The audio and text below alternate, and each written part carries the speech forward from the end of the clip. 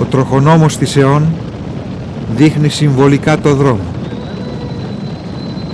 Αυτοκίνητα, η τελευταία λέξη της μόδας του 1940. Η βασιλική οικογένεια, μετά τη δοξολογία στη Μητρόπολη, ανηφορίζει την Ερμού και κατευθύνεται στον άγνωστο στρατιώτη από όπου θα παρακολουθήσει την παρέλαση.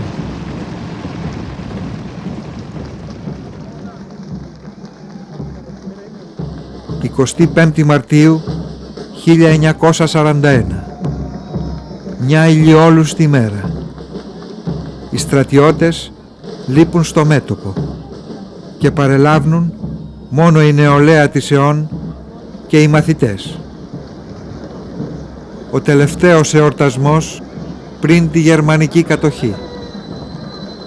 Τις εικόνες τράβηξε η πριγκίπισσα Μαρία Βοναπάρτη, σύζυγος του πρίγκιπος Γεωργίου, που τον βλέπουμε δίπλα στον ανιψιό του, βασιλιά Γεώργιο.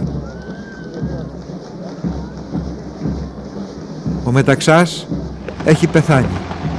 Πρωθυπουργός είναι τώρα ο Αλέξανδρος Κοριζής, που σε λιγότερο από ένα μήνα θα αυτοκτονήσει.